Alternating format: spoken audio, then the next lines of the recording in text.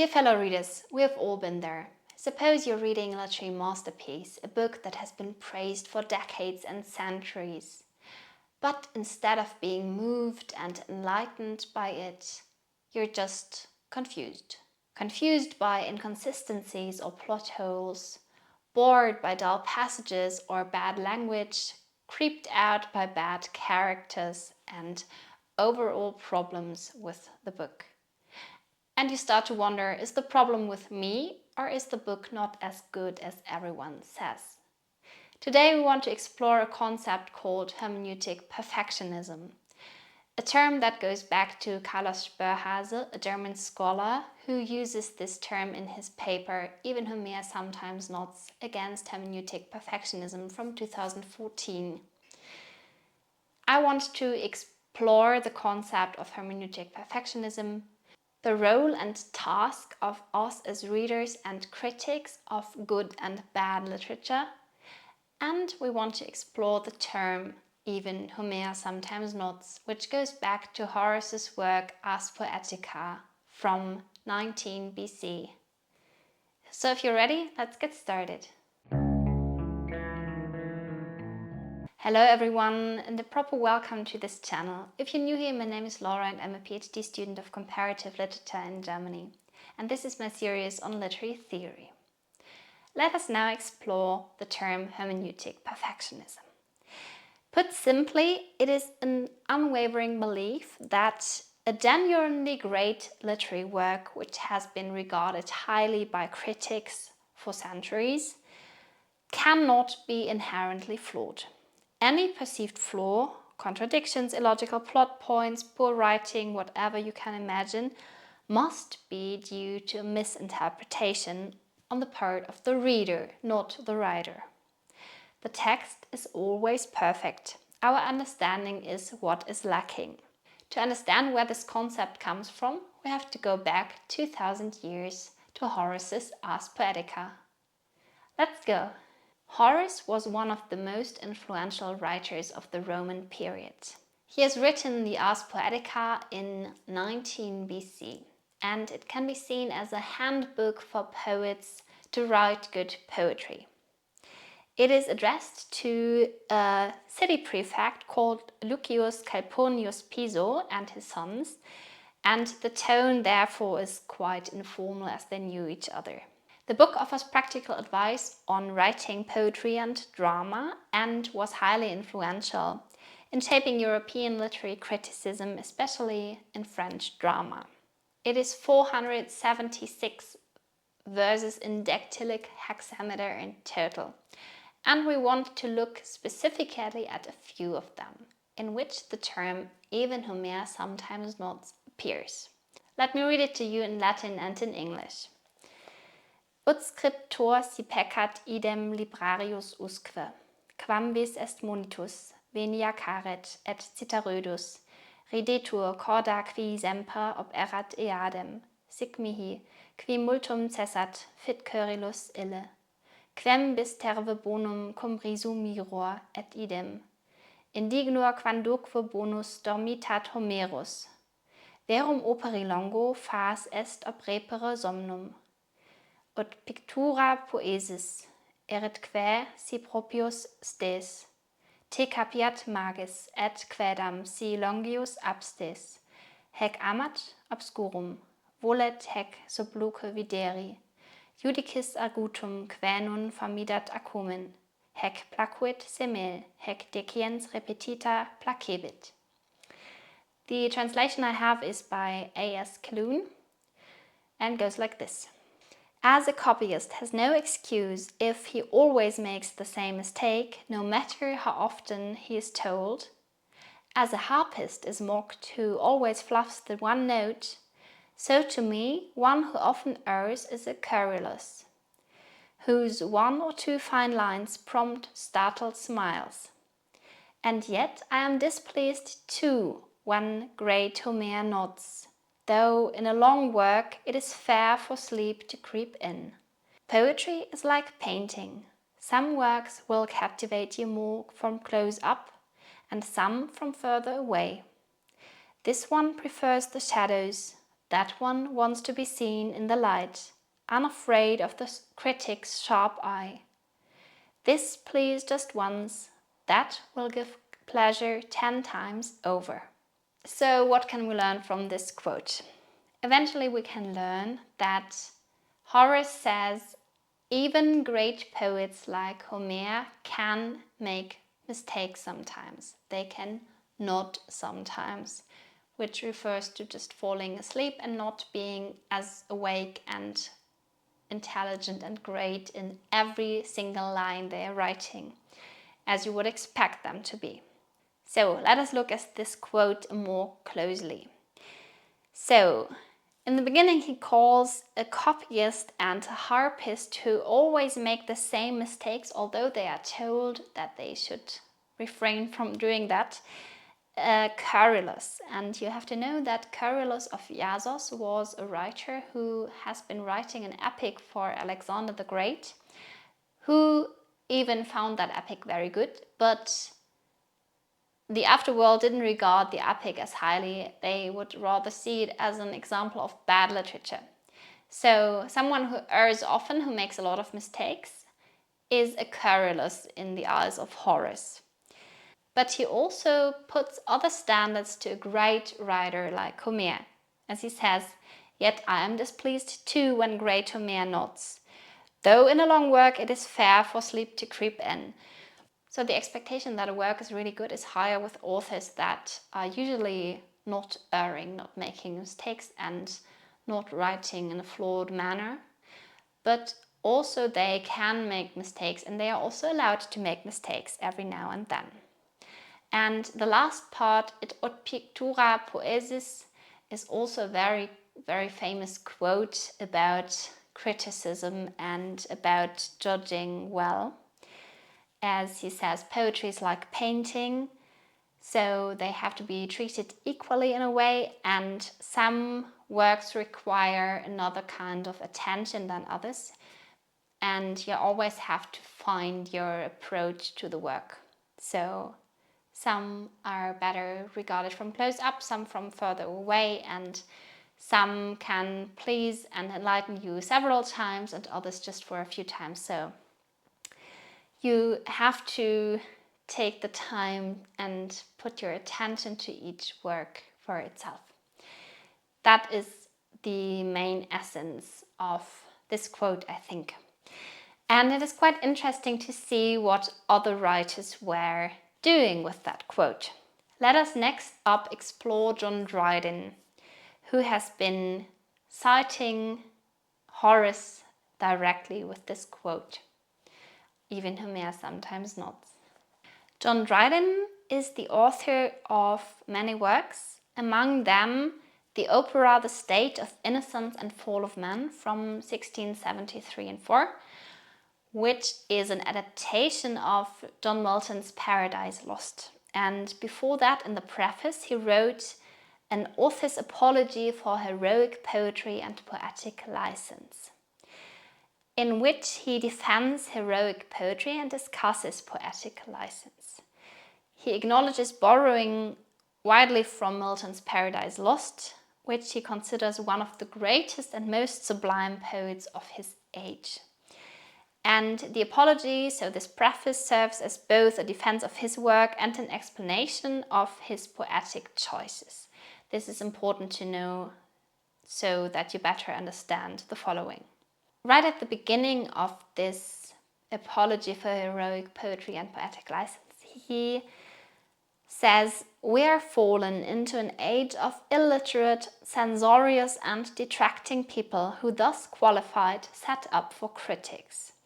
He also calls these people hypercritics, the reason for which is the following. They say they make a mistake when thinking about the nature of criticism, as those who think its business is principally to find fault are wrong. He says, criticism, as it was first instituted by Aristotle, was meant a standard of judging well, the chiefest part of which is to observe those excellencies which should delight a reasonable reader. If the design, the conduct, the thoughts, and the expressions of a poem be generally such as proceed from a true genius of poetry, the critic ought to pass his judgment in favor of the author. It is malicious and unmanly to snarl at the little lapses of a pen from which Virgil himself stands not exempted. Horace acknowledges that honest Homer sometimes nods. He is not equally awake in every line, but he leaves it also as a standing measure for our judgments. So to summarize this quickly, Dryden is referring to Aristotle as he sees the task of criticism to be a standard of judging well. But judging well doesn't mean to find all the faults in a work. It means that generally a critic should pass his judgment in favor of the author, mainly when this author is regarded genius, but also in general. As he says, even the greatest authors have their faults and make mistakes. And as examples, he takes Virgil, the writer of the Aeneid, and Homer. And the interesting thing is that he positions himself quite strongly against the criticism that is typical in his times. So as you can imagine, there was a strong debate going on about the nature and the task of criticism and the critic. And he says they are living in this age of hypercriticism in a way. And later he also adds, I could, faith my author, find some blemishes in Homer, and am perhaps as naturally inclined to be disgusted at a fault as another man. But after all, to speak impartially, his failings are such as are only marks of human frailty. They are little mistakes, or rather negligences, which have escaped his pen in the fervour of his writing. The sublimity of his spirit carries it with me against his carelessness. And though Apollonius, his Argonauts, and Theocritus, his Idolia, are more free from errors, there is not any man of so false a judgment who would choose rather to have been Apollonius or Theocritus than Homer. And I think the important part in this here is that Homer is still regarded a greater writer than, for example, Apollonius and Theocritus. But it's also just that these faults in his writing are considered as little mistakes, as negligences. So this picture of Homer falling asleep, Homer nodding, is quite good because this can happen to everyone if you're tired and you've been working a lot. And it's also not like the overall part of the writing, when you fall asleep for a little while, you will wake up again and then you will carry on. And I think that's quite interesting to see. But let's also see what Alexander Pope, after John Dryden, has been making with this quote. He was a central figure in the neoclassical movement of the early 18th century, a master of the heroic couplet form and known for his satirical and philosophical works. Major works include an essay on man, The Rape of the Lock, and an essay on criticism, the last of which we want to talk about today. The essay on criticism was a long poem in 3 parts written in heroic couplets. It explores principles of literary criticism and good writing, and is also seen as a guide for both critics and writers. And it is written to promote understanding of literary principles and encourage a balanced, thoughtful approach to literary evaluation. Advocates for better critical practices. He says there is a lack of true taste. He argues that critics often lack genuine understanding and appreciation of literature. He warns against critics becoming overly confident in their judgment, comparing their opinions to watches that all show different times. And He also criticizes critics who focus on minor flaws or isolated parts of a work instead of evaluating it as a whole. He also cautions against blindly following literary conventions without understanding their purpose, and notes that some critics let personal feelings or jealousy cloud their judgment. He also points out that some critics incorrectly laud mediocre works due to an author's popularity. So he argues that critics should be humble and self-aware, study nature and classical models and classical literature, judge works holistically, and balance adherence to rules with appreciation for creative genius. And he says that generally the task of the critic is to improve poetry rather than simply finding faults in it. So there's quite an interesting quote in his essay on criticism, which he's been writing when he was only around 20 years old. It goes like this. I know there are, to whose presumptuous thoughts, those freer beauties even in them seem false. Some figures monstrous and misshaped appear, considered singly or beheld too near, which but proportioned to their light or place, due distance reconciles to form and grace. A prudent chief not always must display his power in equal ranks and fair array, but with the occasion and the place comply, conceal his force, nay, seem sometimes to fly. Those oft are stratagems which errors seem, nor is it Homer that nods, but we that dream.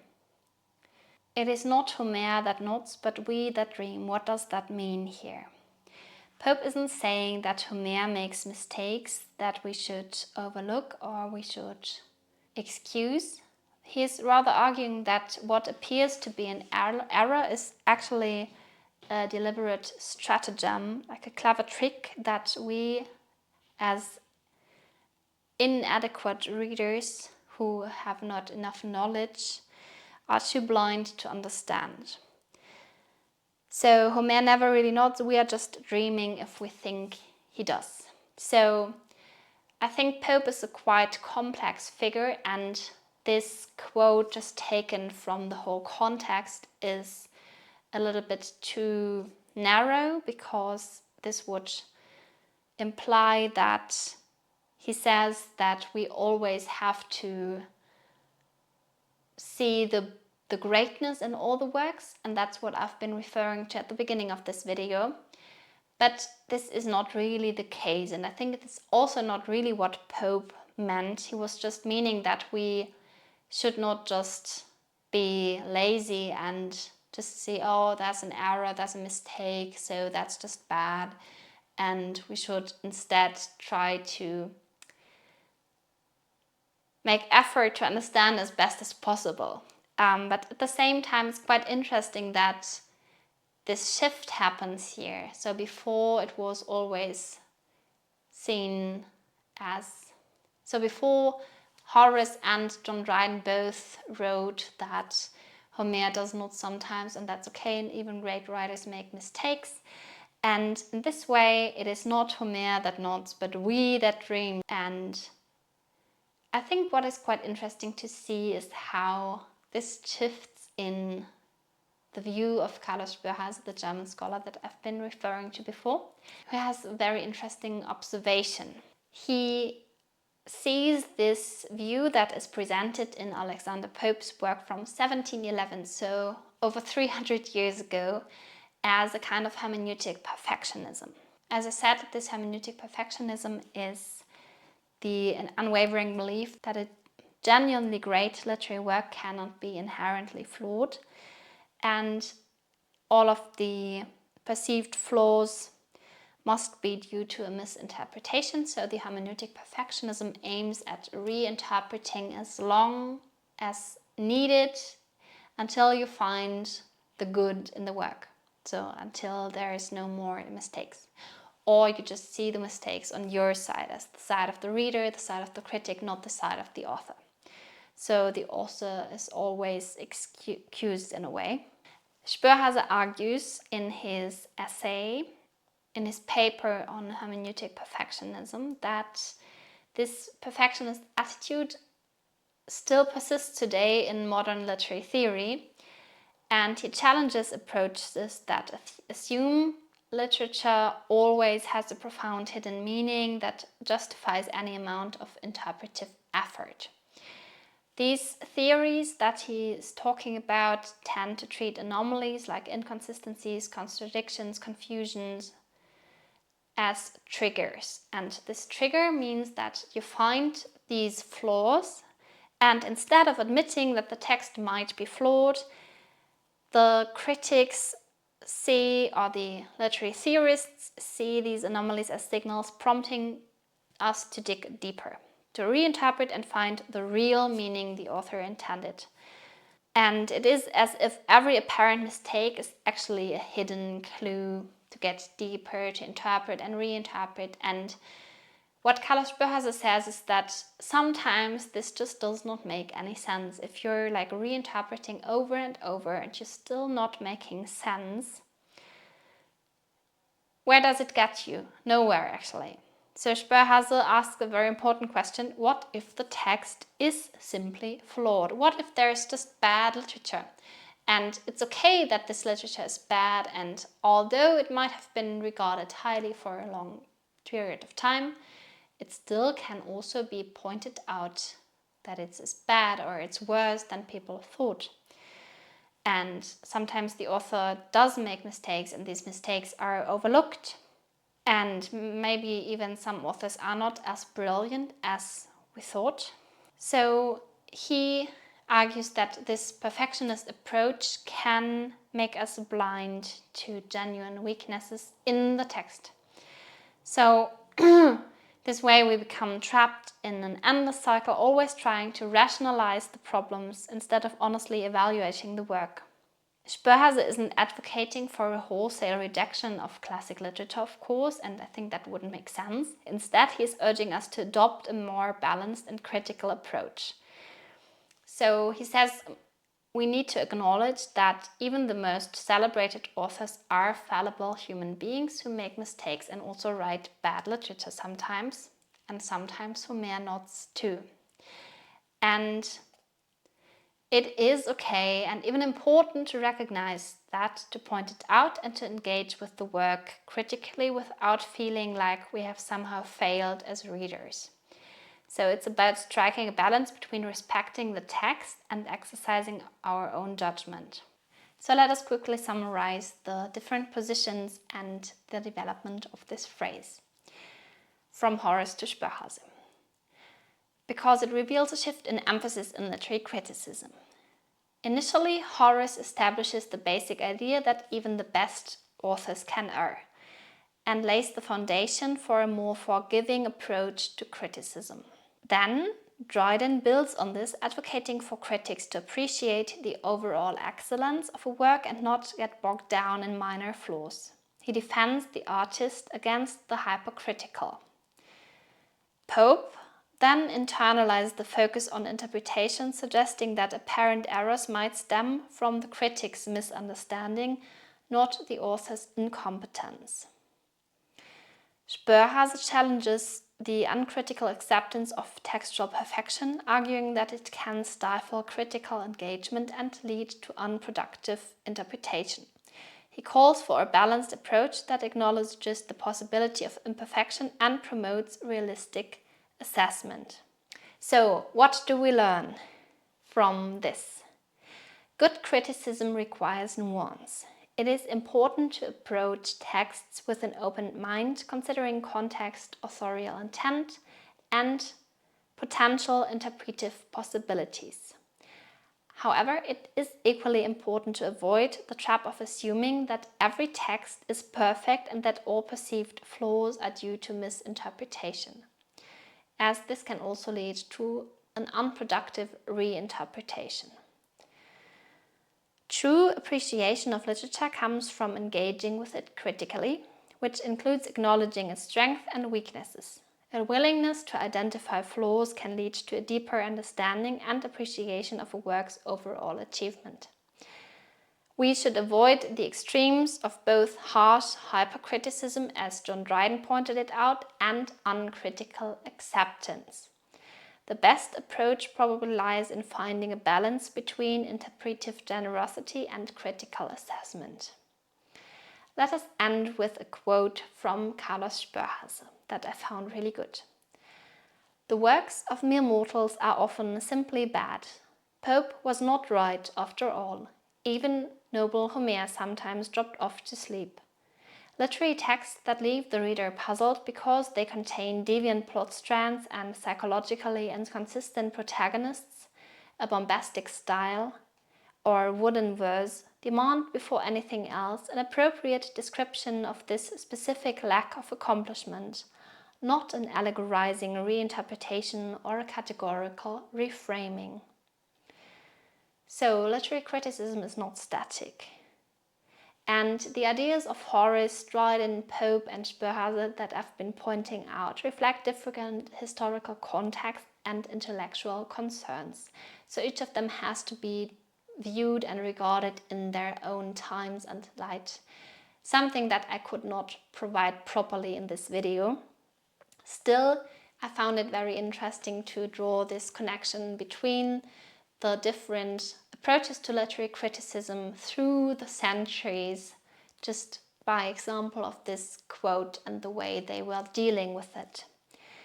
And understanding these contexts and also the context of the time in which a literary work is written can help us appreciate the evolution of critical thought and the ongoing debate about how to approach and evaluate literary works.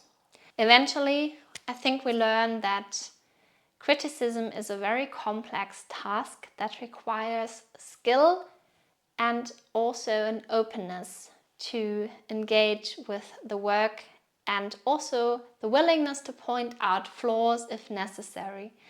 If you're interested in the concept of literary criticism and the different approaches and also a history of literary criticism and the questions as to what makes a work good or bad and how can we appreciate and criticize it in a good manner, please let me know. And also if you're interested in specific texts or authors or also have questions about the one I've been referring to, just drop the comment down below, please, and I will gladly get back to you or also create more videos on this. I will also link my playlist on literary theory up here and below in the description. If you're interested, there's lots of videos about hermeneutics in particular and also some others. And I will also link my other playlists on fantasy and science fiction literature, on Japanese literature and Gothic and Romantic literature as well down below. I hope you enjoyed this video and could take something away from it, and I will see you in the next one. Thank you for watching and have a good week. Bye bye.